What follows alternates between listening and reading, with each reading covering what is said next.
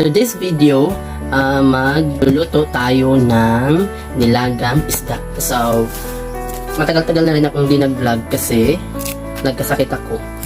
Nagkasakit.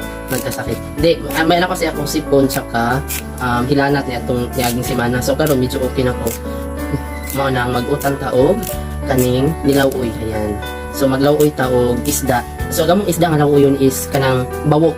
Kanang tasog sungo.